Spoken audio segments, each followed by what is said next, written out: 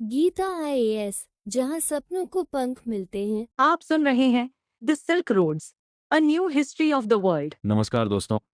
आज हम एक ऐसी यात्रा पर निकलने वाले हैं जो हमें दुनिया के इतिहास को बिल्कुल नए नज़रिए से देखने पर मजबूर कर देगी। ये कहानी है सिल्क रोड्स की, उन प्राचीन व्यापार मार्गों की जिन्होंने सदियों तक दुनिया को आपस में जोड़े रखा। ऑक्सफोर्ड विश्वविद्यालय के प्रसिद्ध इतिहासकार पीटर फ्रैंकोपैन ने अपनी इस महत्वपूर्ण पुस्तक में एक बड़ा सवाल उठाया है। क्या दुनिया का इतिहास सचमुच वैसा है जैसा हमें पढ़ाया गया है? क्या यूरोप और अमेरिका ही दुनिया के केंद्र रहे हैं? फ्रैंकोपैन कहते हैं कि हमें इतिहास को उल्टा करके देखना होगा। दुनिया का असली केंद्र यूरोप नहीं, बल्कि एशिया का वह मध्य क्षेत्र है जो भूमध्य सागर से लेकर हिमालय तक फैला है। यही वह जगह है जहां सभ्यता का जन्म हुआ, जहां धर्मों का उदय हुआ, जहां साम्राज्य बने और मिटे, और जहां से पूरी दुनिया की कहानी लिखी गई। तो चलिए इस रोमांचक यात्रा की शुरुआत करते हैं और जानते हैं कि कैसे इन प्राचीन मार्गों ने दुनिया का इतिहास रचा। भाग एक। सिल्क रोड का जन्म, फारस का उदय। इस कहानी की शुरुआत होती है ईसा से 500 साल पहले, जब फारस का साम्राज्य अपने चरम पर था। ये वह समय था जब साइरस महान और डेरियस जैसे शासकों ने एक ऐसा साम्राज्य खड़ा किया जो एजियन सागर से लेकर हिमालय तक फैला था। फारसियों की सबसे बड़ी खूबी थी उनकी खुली सोच। यूनानी इतिहासकार हेरोडोटस लिखते हैं कि फारसी दूसरों के रीति रिवाज को अपनाने में बहुत आगे थे। उन्होंने मिस्र और मीडिया से कपड़ों की शैलियां अपनाई और अपने साम्राज्य को चलाने के लिए एक ऐसी प्रशासनिक व्यवस्था बनाई जो उस समय दुनिया में सबसे बेहतरीन थी। फारस की सड़कें पूरे साम्राज्य को जोड़ती थीं। एक खास रॉयल रोड थी जो एशिया माइनर के तट से लेकर बेबीलोन और सुसा तक जाती थी। हेरोडोटस ने इस सड़क की प्रशंसा करते हुए लिखा कि न बर्फ, न बारिश, न गर्मी और न अंधेरा इस पर संदेशों के तेज आवागमन को रोक सकता था। फारसी शासक डेरियस ने बेहेस्टुम की चट्टान पर एक त्रिभाषी शिलालेख खुदवाया था जिसमें उसने घोषणा की थी कि वह अमीर और गरीब किसी के साथ अन्याय नहीं करता। यह कारण था कि फारसी साम्राज्य में अल्पसंख्यकों के प्रति सहिष्णुता थी। यहूदियों को बेबीलोन की बंधुआई से मुक्त करने वाले फारसी शासक को बाइबल में मसीहा कहा गया। सिकंदर महान का पूर्व अभियान 336 ईसा पूर्व में, जब सिकंदर महान ने मकदूनिया की गद्दी संभाली तो उसकी निगाहें पश्चिम की ओर नहीं बल्कि पूर्व की ओर थीं। उसके गुरु अरस्तु ने उसे सिखाया था कि संस्कृति, ज्ञान और अवसर पूर्व में है। सिकंदर ने 331 ईसा पूर्व में गौगामेला के मैदान में फारसी राजा डेरियस तृतीय को कर्री शिकस्त दी। प्लूटार्क के अनुसार सिकंदर ने युद्ध से पहले इतनी गहरी नींद सोया कि उसके सेनापतियों को उसे जगाना पड़ा। फारस की हार के बाद सिकंदर ने पूर्व की ओर बढ़ना जारी रखा। उसने कई नए शहर बसाए, हेरात, कंधार, बगराम, जो आज भी मौजूद हैं। इन शहरों को बसाने का उद्देश्य सिर्फ विजय नहीं था, बल्कि व्यापार मार्गों को सुरक्षित करना और स्थानीय लोगों के साथ संबंध बनाना था। सिकंदर की सबसे बड़ी खूबी थी कि वह स्थानीय परंपराओं का सम्मान करता था। उसने फारसी कपड़े पहने, फारसी रीति रिवाज अपनाए और स्थानीय अधिकारियों को उनके पदों पर बनाए रखा। 323 ईसा पूर्व में 32 साल की उम्र में सिकंदर की मृत्यु हो गई, लेकिन उसकी विरासत अमर रही। उसके सेनापति सेल्यूकस ने पूर्वी क्षेत्रों पर अधिकार कर लिया और एक ऐसा राजवंश स्थापित किया जो 300 सालों तक चला। चीन का उदय ठीक उसी समय जब सिकंदर पूर्व की ओर बढ़ रहा था। दूसरी ओर चीन में हान राजवंश का उदय हो रहा था।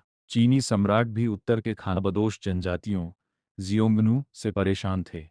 इन जनजातियों से बचने के लिए चीन ने महान दीवार का निर्माण शुरू किया। चीन की सबसे बड़ी जरूरत थी घोड़े। चीनी सेना के लिए मजबूत घोड़े आवश्यक थे। ये घोड़े मिलते थे फरगाना घाटी में, जो आज के ताजिकिस्तान और अफगानिस्तान की सीमा पर है। ये घोड़े इतने खास थे कि चीनी कवियों ने इन पर कविताएं लिखी और चित्रकारों ने इनके चित्र बनाए। चीन और खानाबदोशों के बीच एक औपचारिक व्यवस्था थी। चीन उन्हें रेशम, चावल और शराब देता था और बदले में वे शांति बनाए रखते थे। एक साल में 30,000 रोल रेशम उपहार में दिए जाते थे। 119 ईसा पूर्व में चीनी सेनाओं ने गांसू गलियारे पर कब्जा कर लिया। अब चीन के सामने पामीर पर्वत थे और उनके पार एक नई दुनिया। सिल्क रोड का जन्म हुआ था। रोम का आगमन इसी समय भूमध्य सागर में एक नई ताकत उभर रही थी। रोम रोम ने मिस्र पर कब्जा कर लिया और पूर्व की ओर अपनी निगाहें गड़ा दी। सिरो ने लिखा कि एशिया अवर्णनीय रूप से समृद्ध था। उसकी फसलें पौराणिक थीं और उसके निर्यात अद्भुत थे। रोम के अमीर नागरिक अब विलासिता की वस्तुओं पर पैसा बहा रहे थे। पेट्रोनियस के सैट्रिकॉन में ट्रिमाल्चियो का किरदार इस नई अमीरी का प्रतीक है। वह काला सागर से तीतर, अफ्रीका से गिनी फाउल और दुर्लभ मछलियां मंगवाता था। सबसे अधिक विवादास्पद वस्तु थी चीनी रेशम। सेनेका ने शिकायत की कि रेशम के कपड़े मुश्किल से कपड़े कहलाने लायक हैं। प्लिनी द एल्डर ने गणना की कि रोम हर साल करोड़ों सेस्टर्स एशियाई विलासिता की वस्तुओं पर खर्च करता था। इस पैसे का एक बड़ा हिस्सा कुषाण साम्राज्य में चला जाता था, जो आज के अफगानिस्तान और पाकिस्तान में फैला था। यहाँ से रेशम, मसाले और हाथी दांत पूरी दुनिया में भेजे जाते थे। भाग 2। धर्मों का मार्ग। बौद्ध धर्म का प्रसार। सिकंदर के अभियानों के बाद विचार भी एशिया में फैलने लगे। बौद्ध धर्म तेजी से फैला, खासकर सम्राट अशोक के संरक्षण में। मिस्र के अलेक्जेंड्रिया में थेराप्यूटाई नामक एक संप्रदाय के विचारों में बौद्ध धर्म की स्पष्ट झलक मिलती है। कुषाण शासकों ने बौद्ध धर्म को संरक्षण दिया, लेकिन उसे बदला भी। उन्होंने देवकुल यानी दिव्य परिवार के मंदिर बनवाए। तक्षशिला में मिले एक शिलालेख में कुषाण शासक को महान राजा, राजाओं का राजा और ईश्वर का पुत्र कहा गया है। पहली सदी ईस्वी के आसपास बौद्ध धर्म में एक क्रांति आई। स्तूप बनाए गए और बौद्ध ग्रंथों में कहा गया कि फूल या इत्र चढ़ाने से मुक्ति मिलेगी। संगीतकारों को काम पर रखना भी पुण्य का काम बताया गया। ज़ोरोस्ट्रियन धर्म का पुनरुत्थान 224 ईस्वी में सासानी वंश ने फारस में सत्ता संभाली। उन्होंने प्राचीन फारसी परंपराओं को पुनर्जीवित किया और ज़ोरोस्ट्रियन धर्म को राजधर्म बना दिया। ज़ोरोस्टर की शिक्षा थी कि ब्रह्मांड दो शक्तियों, अहोरा मजदा प्रकाश और अंधरा मैन अंधकार, के बीच संघर्ष का क्षेत्र है। सासानी शासकों ने ज़ोरोस्ट्रियन धर्म को बढ़ावा दिया और अन्य धर्मों को दाया। प्रमुख पुजारी किरदीर के शिलालेख में बताया गया है कि कैसे उन्होंने यहूदियों, बौद्धों, हिंदुओं और मनीचियों पर अत्याचार किए। ईसाई धर्म का पूर्व की ओर प्रसार। ईसाई धर्म का इतिहास आमतौर पर यूरोप से जोड़ा जाता है, लेकिन प्रारंभिक ईसाई धर्म पूरी तरह एशियाई था। इसका भौगोलिक केंद्र यरूशलेम था, इसकी भाषा आरामी थी और इसकी कहानियां यहूदी धर्म से ली गई थीं।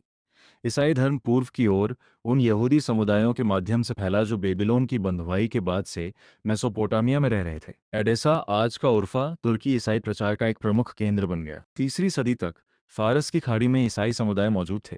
बहरीन के पास 60 कब्रें मिली हैं जो दर्शाती हैं कि ईसाई धर्म कितनी दूर तक फैल चुका था। कॉन्स्टेंटाइन का धर्मांतरण 312 ईस्वी में रोमन सम्राट कॉन्स्टेंटाइन ने ईसाई धर्म अपना लिया। कहा जाता है कि मिलवियन ब्रिज की लड़ाई से पहले उसने आकाश में एक क्रॉस देखा और आवाज सुनी, इस निशान तुम जीतोगे। कॉन्स्टेंटाइन ने ईसाई धर्म को संरक्षण दिया। ग्लैडिएटर लड़ाइयां बंद कर दी गईं। यरूशलेम में भव्य चर्च बनवाए गए।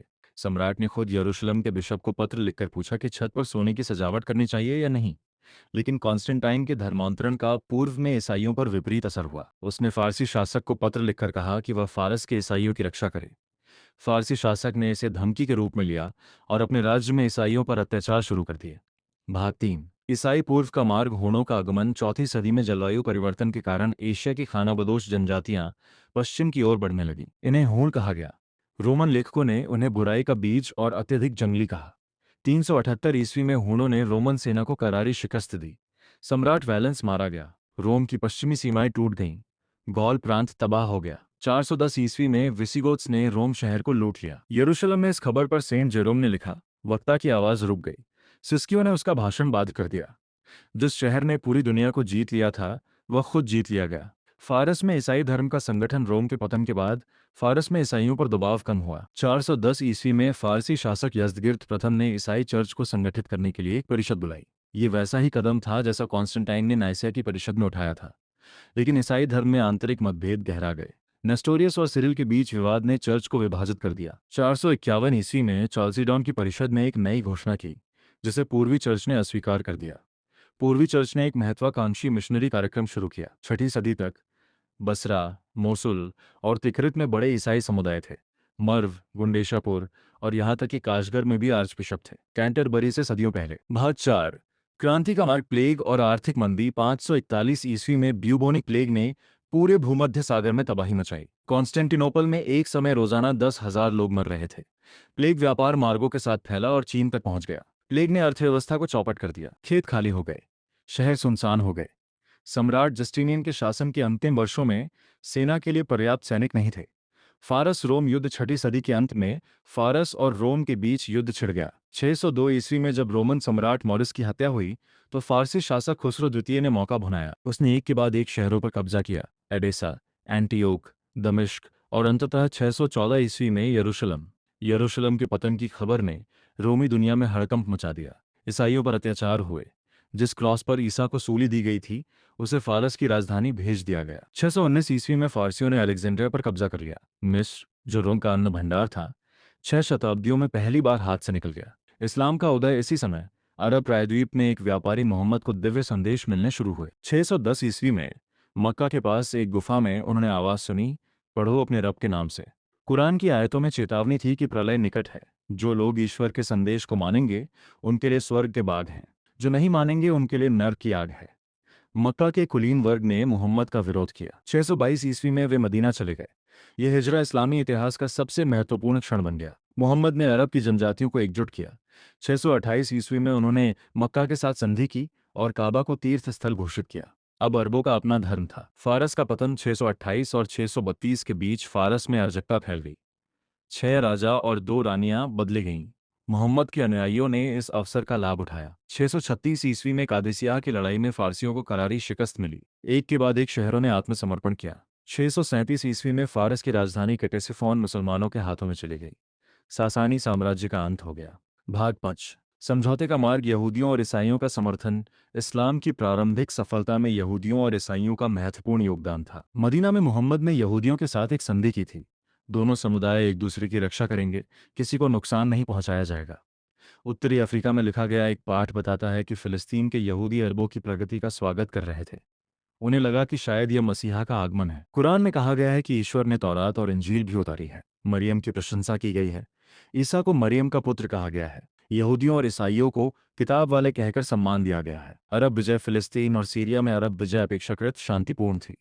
दमिश्क ने बिना लड़े आत्मसमर्पण कर दिया। चर्च खुले रहे। ईसाई समुदायों को संरक्षण दिया गया। अलेक्जेंड्रिया पर कब्जा करने के बाद पेट्रियार्क साइरस ने कहा, मैंने यह संधि तुम्हें और तुम्हारे बच्चों को बचाने के लिए की है। मिस्र पर कब्जा करने के बाद मुसलमानों की आय 3 गुना हो गई। फुस्टैट, कूफा और रामला जैसे नए शहर बसाए गए। जेराश में ऐसे दीपक मिले हैं जिन पर एक तरफ लैटिन में ईसाई और दूसरी तरफ अरबी में इस्लामी लेख हैं। आंतरिक विभाजन। इस्लाम में आंतरिक मतभेद गहरा गए। 690 के दशक में सिक्का युद्ध शुरू हुआ। मुसलमानों ने सिक्कों पर ला इलाहा इल्लल्लाह लिखा तो रोमनों ने सिक्कों पर ईसा की तस्वीर बनाई। डोम ऑफ द रॉक मस्जिद के शिलालेखों में ईसा को मरियम का पुत्र और मसीही कहा गया है। दमिश्क के यूहन्ना ने इस्लाम को ईसाई धर्म का एक विधर्मी संप्रदाय माना। भाग 6। फर का मार्ग। बगदाद का स्वर्ण युग। 8वीं और 9वीं सदी में बगदाद दुनिया का सबसे अमीर और सबसे बड़ा शहर था। एक अनुमान के अनुसार इसकी आबादी लगभग 10 करोड़ थी। यहाँ के बाजारों में चीन से रेशम, भारत से मसाले और अफ्रीका से सोना मिलता था। हारून अल रशीद के बेटे की शादी में इतना खर्च किया गया कि लोगों को सोने चांदी के कटोरे बांटे गए। हारून की मृत्यु पर उसके खजाने में 4000 पगड़ियां, 1000 बहुमूल्य बर्तन और लाखों रुपए के गहने थे। इस्लाम का स्टेपी में प्रसार 10वीं सदी में इब्न फदलान वोल्गा बुल्गारों के पास गए। उन्होंने वहां के लोगों को देखा जो सांपों की पूजा करते थे, मछलियों की पूजा करते थे और सारसों की पूजा करते थे। उन्होंने एक आदमी को जू खाते देखा। स्वादिष्ट, उसने कहा। सूफी संतों ने इस्लाम के प्रसार में महत्वपूर्ण भूमिका निभाई। वे कभी कभी नग्न घूमते थे, जानवरों के सींग पहने होते थे और लोगों को अपनी भक्ति से प्रभावित करते थे। खजर साम्राज्य कैस्पियन और काला सागर के उत्तर में फैला था। वे इतने शक्तिशाली थे कि रोमन सम्राटों ने उनसे संधियां की। खजर खानदान की 25 पत्नियां थीं, हर एक अलग जनजाति की राजकुमारी। 9वीं सदी के मध्य में खजरों ने यहूदी धर्म अपना लिया। उनके सिक्कों पर लिखा था, मूसा ईश्वर के रसूल हैं। वाइकिंग्स का आगमन। वाइकिंग्स न केवल पश्चिम की ओर बल्कि पूर्व की ओर भी बढ़े। वे वोल्गा और नीपर नदियों के रास्ते कैस्पियन और काला सागर तक पहुंचे। उन्हें रूस कहा जाता था। इब्न फदलन ने उनका वर्णन किया, वे ताड़ के पेड़ों की तरह लंबे हैं, हर एक के पास कुल्हाड़ी, तलवार और चाकू है। वे एक दूसरे पर भरोसा नहीं करते थे और शौच के लिए भी 3 साथी साथ ले जाते थे। भाग 7। गुलामों का मार्ग।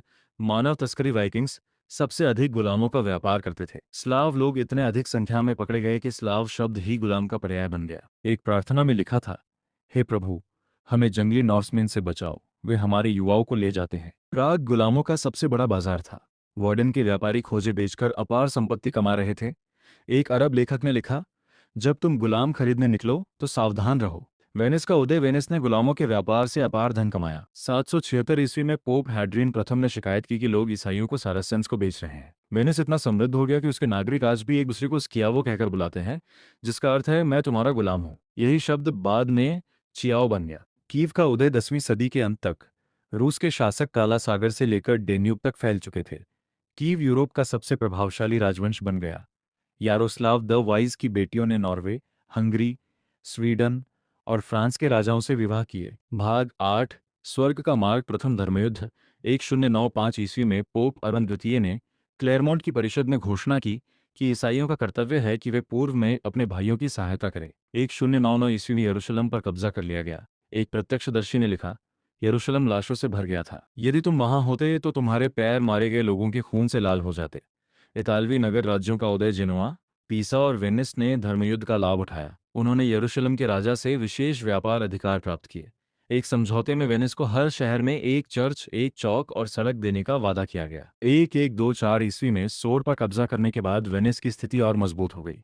उसे पूरे यरूशलेम राज्य में विशेष अधिकार मिल गए। सलादीन का उदय 1187 ईस्वी में सलादीन ने हट्टीन के युद्ध में क्रूसेडरों को करारी शिकस्त दी। रेनॉल्ड डी शैटिलॉन, जिसे अरब लेखकों ने सबसे विश्वासघाती और दुष्ट कहा, को सलादीन ने स्वयं मार डाला। 2 महीने बाद यरूशलेम ने आत्मसमर्पण कर दिया। पोप अर्बन तृतीय इस खबर को सुनते ही मर गए। भाग 9। नरक का मार्ग। मंगोलों का उदय 1206 ईस्वी में तेमुजिन ने मंगोल जनजातियों को एकजुट किया और चंगेज खान बना। उसका लक्ष्य था पूरी दुनिया पर विजय प्राप्त करना। चंगेज खान ने चुनिंदा हिंसा का इस्तेमाल किया। एक शहर को नष्ट करके वह दूसरे शहरों को बिना लड़े आत्मसमर्पण के लिए मजबूर करता था। निशापुर में सभी जीवित प्राणियों को मार डाला गया, यहाँ तक कि बिल्लियां और कुत्ते भी नहीं बचाए गए। 1221 ईस्वी में मर्व को नष्ट कर दिया गया। एक इतिहासकार के अनुसार केवल 400 कारीगरों को बख्शा गया और बाकी 1.3 मिलियन लोग मारे गए। यूरोप पर आक्रमण 1241 ईस्वी में मंगोलों ने पोलैंड और हंगरी पर आक्रमण किया। पूरे यूरोप में दहशत फैल गई। पोप ग्रेगरी आईएक्स ने घोषणा की कि हंगरी की रक्षा करने वालों को वही पुण्य मिलेगा जो धर्मयुद्ध में जाने वालों को मिलता था। मंगोलों की प्रगति केवल इसलिए रुकी क्योंकि महान खान ओगोदेई की मृत्यु हो गई। मंगोल नेता घर लौट गए ताकि नए खान के चुनाव में भाग ले सकें। भाग 10। मृत्यु और विनाश का मार्ग। मंगोल प्रशासन मंगोल सिर्फ हिंसक नहीं थे बल्कि कुशल प्रशासक भी थे। उन्होंने जनजातियों को तोड़ दिया और उनकी वफादारी को सैन्य इकाइयों से जोड़ दिया। उन्होंने एक केंद्रीकृत पुरस्कार प्रणाली बनाई। रूस में चर्च को सभी करों से छूट दी गई। इवान प्रथम को कर संग्रह का अधिकार दिया गया, जिससे वह इतना अमीर हो गया कि उसे Ivan Kalika, Ivan the money bag कहा जाने लगा। धार्मिक सहिष्णुता। मंगोल धार्मिक मामलों में बेहद उदार थे। चंगेज खान मुसलमानों, ईसाइयों और बौद्धों सभी का सम्मान करता था। उसके वंशज अपनी पसंद का धर्म चुन सकते थे। पोप ने जॉन ऑफ मोंटे कोर्विनो को मंगोल दरबार में भेजा।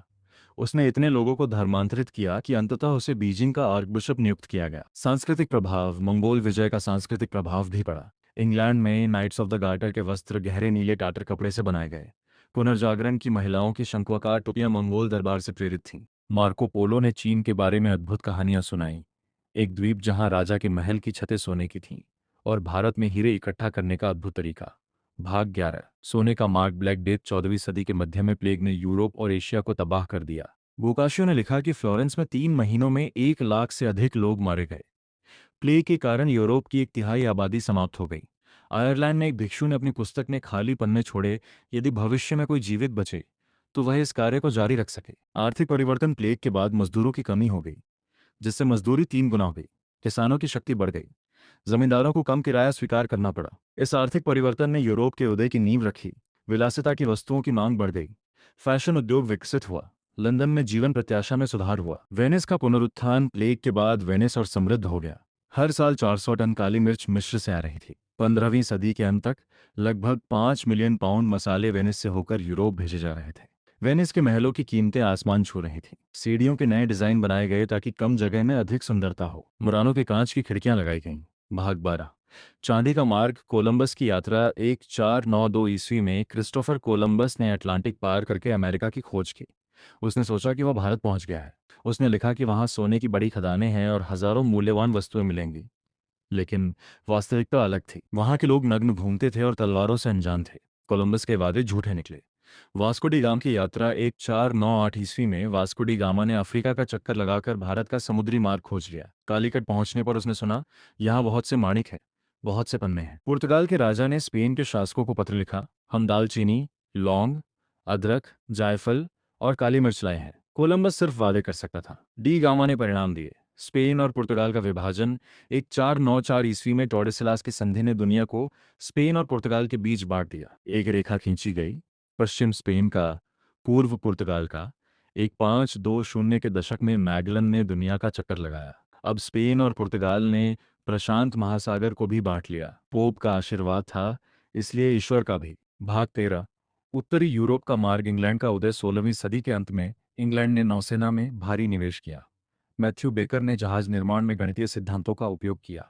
1560 के बाद 20 वर्षों में 100 टन से अधिक वजन वाले अंग्रेजी जहाज़ों की संख्या 3 गुना हो गई। 1588 ईस्वी में अंग्रेजों ने स्पेनिश आर्मडा को हरा दिया। 1592 ईस्वी में माद्रे डी डियोस नामक पुर्तगाली जहाज को पकड़ लिया गया। उसका माल इंग्लैंड के वार्षिक आयात के आधे के बराबर था। डच स्वर्ण युग। नीदरलैंड ने स्पेन के खिलाफ विद्रोह किया और 1581 ईस्वी में स्वतंत्रता की घोषणा की। स्पेन ने व्यापार प्रतिबंध लगा दिए, लेकिन डचों ने अपने जहाज खुद बनाने शुरू कर दिए। 1602 ईस्वी में डच ईस्ट इंडिया कंपनी की स्थापना हुई। ये दुनिया की पहली बहुराष्ट्रीय कंपनी थी। डचों ने मसाला द्वीपों से पुर्तगालियों को बाहर निकाल दिया और बटाविया आज का जकार्ता में अपना मुख्यालय स्थापित किया। डेल्फ में मिट्टी के बर्तनों का उद्योग फला फूला। रेमब्रांड और वर्मीर जैसे चित्रकारों ने अद्भुत कृतियां बनाई। एक अनुमान के अनुसार 17वीं सदी में केवल नीदरलैंड में 3 मिलियन पेंटिंग बनाई गई। भाग 14, साम्राज्य का मार्ग। ब्रिटिश साम्राज्य का उदय। ब्रिटेन का सबसे बड़ा लाभ उसकी भौगोलिक स्थिति थी। समुद्र ने उसे शेष यूरोप से अलग कर दिया। उसे स्थल सीमाओं की रक्षा नहीं करनी पड़ती थी, इसलिए उसका सैन्य खर्च बहुत कम था। 1600 ईस्वी में ईस्ट इंडिया कंपनी की स्थापना हुई। उसे सिक्के ढालने, गठबंधन बनाने और सेना रखने का अधिकार था। मद्रास, बंबई और कलकत्ता प्रमुख व्यापार केंद्र बन गए। भारत में ब्रिटिश विस्तार 1757 ईस्वी में रॉबर्ट क्लाइव ने बंगाल के नवाब को हराया और दीवानी कर संग्रह का अधिकार प्राप्त कर लिया। वह दुनिया के सबसे अमीर लोगों में से एक बन गया। बंगाल के खजाने से 2 मिलियन पाउंड से अधिक उपहार बांटे गए। 1770 ईस्वी में अकाल पड़ा, लाखों लोग मर गए, लेकिन कंपनी के अधिकारी केवल अपने मुनाफे की परवाह कर रहे थे। अमेरिकी क्रांति 1773 ईस्वी में ईस्ट इंडिया कंपनी को बचाने के लिए ब्रिटेन ने चाय पर कर लगाया। अमेरिकी उपनिवेशवासियों ने विद्रोह कर दिया। बोस्टन हार्बर में चाय फेंक दी गई। 1776 ईस्वी में अमेरिका ने स्वतंत्रता की घोषणा कर दी। एक पर्चे में ईस्ट इंडिया कंपनी को अत्याचार, लूट, उत्पीड़न और रक्तपात में निपुण कहा गया। भाग 15, संकट का मार्ग। रूस का विस्तार। 19वीं सदी की शुरुआत में रूस ने काकेशस और मध्य एशिया में विस्तार किया। 1813 ईस्वी गुलिस्तान संधि ने फारस को बहुत से क्षेत्रों से हाथ धोना पड़ा। 1828 ईस्वी में तेहरान में रूसी दूतावास पर हमला हुआ। राजदूत ग्रिबोइडोव मारा गया। फारसी शासक ने माफी के तौर पर शाह हीरा भेजा, जो दुनिया के सबसे बड़े हीरो में से एक था। अफगानिस्तान में ब्रिटिश हस्तक्षेप। 1838 ईस्वी में ब्रिटेन ने अफगानिस्तान में हस्तक्षेप किया। 1842 ईस्वी में काबुल से ब्रिटिश सेना पीछे हटी। सर्दियों में हिमालय के दर्रों में उनका सफाया हो गया। केवल एक डॉक्टर बचा, डॉ विलियम ब्राइडन। बुखारा में 2 ब्रिटिश अधिकारियों का सिर कलम कर दिया गया। एक तीसरा अधिकारी, जोसेफ वोल्फ, किसी तरह बच निकला। क्रीमियन युद्ध। 1854 ईस्वी में ब्रिटेन और फ्रांस ने रूस के खिलाफ युद्ध छेड़ दिया। कार्ल मार्क्स ने इसे साम्राज्यवाद का युद्ध कहा। लंदन में कीमतें बढ़ गईं। प्रधानमंत्री को इस्तीफा देना पड़ा। 1856 ईस्वी की पेरिस संधि ने रूस को काला सागर में सेना रखने से रोक दिया। यह अपमानजनक था, लेकिन इसने रूस में सुधारों को जन्म दिया। 1861 ईस्वी में दास प्रथा समाप्त कर दी गई। भाग 16, युद्ध का मार्ग। रूस ब्रिटेन प्रतिद्वंद्विता। 19वीं सदी के अंत में रूस ने मध्य एशिया में तेजी से विस्तार किया। 1884 ईस्वी में मर्व पर कब्जा कर लिया गया। अब रूस की सीमा हेरात से केवल 200 मील दूर थी। ट्रांस कैस्पियन रेलवे ने समरकंद और ताशकंद को जोड़ दिया। 1899 ईस्वी में एक शाखा मर्व से कुश्क तक पहुंच गई। अब रूस ब्रिटिश साम्राज्य के पिछले दरवाजे पर था। 1900 ईस्वी में रूस ने फारस को ऋण देने की पेशकश की। लंदन में दहशत फैल गई। लॉर्ड कर्जन ने कहा, हमारे और रूस के बीच के बफर राज्य एक एक करके समाप्त हो गए हैं। त्रिपक्षीय समझौता। 1907 ईस्वी में ब्रिटेन और रूस ने एक समझौता किया। फारस को प्रभाव क्षेत्रों में बांट दिया गया। अफगानिस्तान में रूस की भूमिका सीमित कर दी गई। सर एडवर्ड ग्रे ने कहा, हम रूस के साथ अच्छे संबंध बनाए रखने के लिए कुछ भी कर सकते हैं। जर्मनी के साथ संबंधों की कीमत पर ही। प्रथम विश्व युद्ध। 28 जून 1914 ईस्वी को साराजेवो में आर्कड्यूक फ्रांस फर्डिनेंड की हत्या कर दी गई। 28 जुलाई को ऑस्ट्रिया ने सर्बिया पर युद्ध की घोषणा की। एक के बाद एक देश युद्ध में कूदते गए। सर एडवर्ड ग्रे ने कहा, पूरे यूरोप में दीपक बुझ रहे हैं। 4 अगस्त तक पूरा यूरोप युद्ध में डूब चुका था। भाग 17, काले सोने का मार्ग। नॉक्स डीआरसी और फारसी तेल। 1901 ईस्वी में विलियम नॉक्स डीआरसी ने फारस से तेल निकालने का ठेका लिया। उसे 60 वर्षों के लिए फारस की गहराइयों में छेद करने, ड्रिल करने का अधिकार मिला। 1908 ईस्वी में मस्जिद ए सुलेमान में तेल का फव्वारा फूटा। लेफ्टिनेंट अर्नोल्ड विल्सन ने कोडित संदेश भेजा। भजन 104 पद 15 देखें। वह पद कहता है, तेल से उसका चेहरा चमक उठा। नौसेना का तेल में परिवर्तन। एडमिरल फिशर ने कहा कि तेल से नौसेना में क्रांति आ जाएगी। विंस्टन चर्चिल ने 1913 ईस्वी में संसद में कहा, यदि हमें तेल नहीं मिलेगा तो हमें गेहूं नहीं मिलेगा, हमें कपास नहीं मिलेगा। 1914 ईस्वी में ब्रिटिश सरकार ने एंग्लो पर्शियन ऑयल कंपनी में 51% हिस्सेदारी खरीद ली। 11 दिन बाद फ्रांज फर्डिनेंड की हत्या कर दी गई।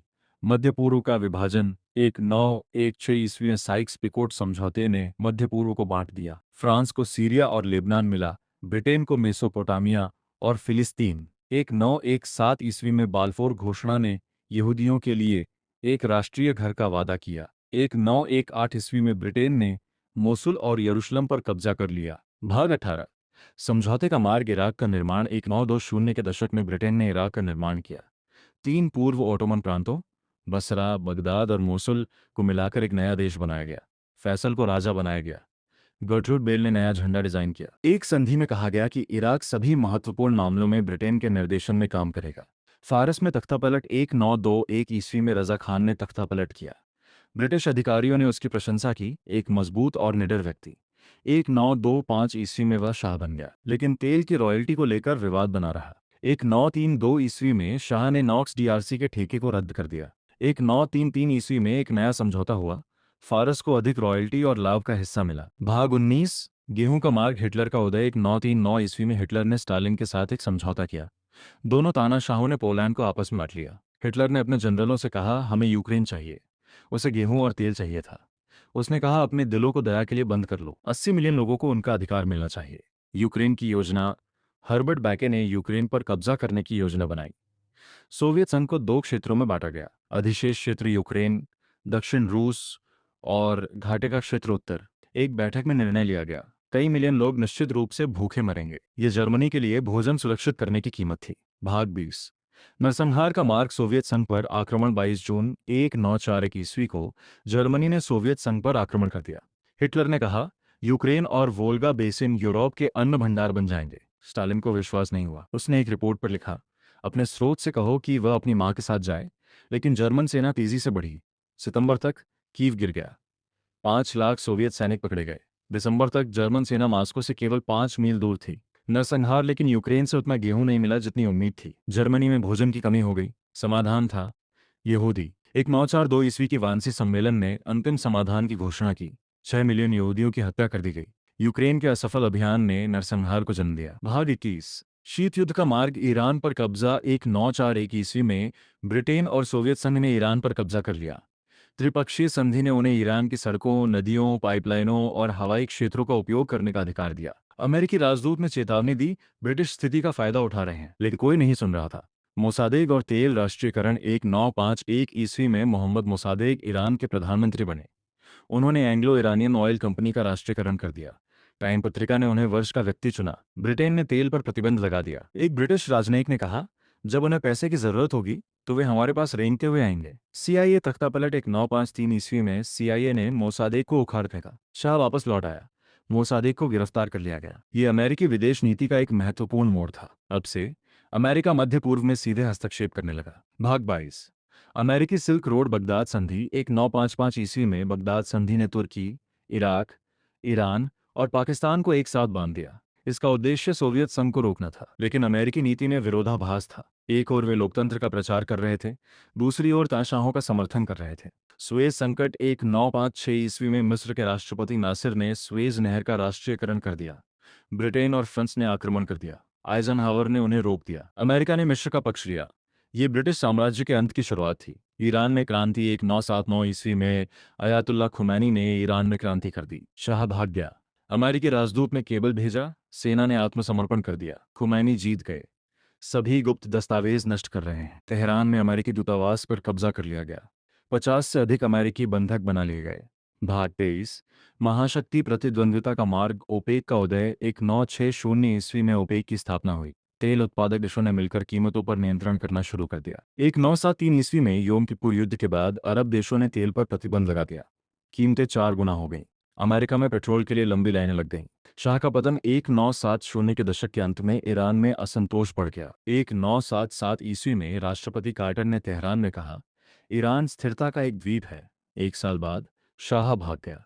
खुमैनी ने कहा, हमारी सारी समस्याएं अमेरिका से आती हैं। अमेरिका की मध्य पूर्व नीति ध्वस्त हो गई। भाग 24 तबाही का मार्ग। अफगानिस्तान पर सोवियत आक्रमण। 1979 ईस्वी में सोवियत संघ ने अफगानिस्तान पर आक्रमण कर दिया। ब्रेजनेव ने कहा, यह सोवियत राज्य की सुरक्षा के लिए एक बहुत बड़ा खतरा है। अमेरिका ने मुजाहिदीन को हथियार देना शुरू कर दिया। उनमें से एक था Osama bin Laden. Iran Iraq युद्ध। 1980 ईस्वी में सद्दाम हुसैन ने ईरान पर आक्रमण कर दिया। 8 साल का युद्ध शुरू हो गया। 10 लाख से अधिक लोग मारे गए। अमेरिका ने सद्दाम का समर्थन किया। रोनाल्ड रीगन ने उसे रासायनिक हथियारों के उपयोग के लिए माफ कर दिया। भाग 25 त्रासदी का मार्ग। 9/11 का हमला। 11 सितंबर 2001 ईस्वी को अल कायदा ने अमेरिका पर हमला कर दिया। लगभग 3000 लोग मारे गए। राष्ट्रपति बुश ने कहा, हम उन आतंकवादियों और उन्हें आश्रय देने वालों के बीच कोई अंतर नहीं करेंगे। अफगानिस्तान और इराक पर आक्रमण। अमेरिका ने अफगानिस्तान पर आक्रमण कर दिया, तालिबान सरकार गिरा दी गई। फिर इराक पर आक्रमण किया गया, सद्दाम हुसैन को उखाड़ फेंका गया, लेकिन शांति नहीं आई। हजारों अमेरिकी सैनिक मारे गए, लाखों इराकी और अफगानी नागरिक मारे गए। युद्ध पर $6 ट्रिलियन खर्च हो गए। निष्कर्ष, नया सिल्क रोड। आज सिल्क रोड फिर से जीवित हो रहे हैं। चीन ने सिल्क रोड इकोनॉमिक बेल्ट की घोषणा की है। रेलवे लाइनें चीन को यूरोप से जोड़ रही हैं। पाइपलाइनें मध्य एशिया से ऊर्जा ला रही हैं। अशकाबाद, अस्ताना, बाकू जैसे शहर तेजी से बढ़ रहे हैं। लंदन की महंगी संपत्तियां कजाकिस्तान और अजरबैजान के अमीर खरीद रहे हैं। पीटर फ्रैंकोपैन कहते हैं, दुनिया बदल रही है, पश्चिम का प्रभुत्व कम हो रहा है, सिल्क रोड फिर से उभर रहे हैं। दोस्तों, यह थी द सिल्क रोड्स की कहानी। यह सिर्फ एक किताब नहीं है, बल्कि इतिहास को देखने का एक नया नजरिया है। यह हमें बताती है कि दुनिया का असली केंद्र वह जगह है जहां पूर्व और पश्चिम मिलते हैं, जहां से सभ्यता का जन्म हुआ, जहां धर्मों का उदय हुआ और जहां से दुनिया का इतिहास लिखा गया। धन्यवाद। ऐसी ही दिल को छू लेने वाली किताबों से जुड़ने के लिए हमारे चैनल को सब्सक्राइब करें, क्योंकि अच्छी किताबें दिल ही नहीं, रूह तक उतर जाती हैं। धन्यवाद।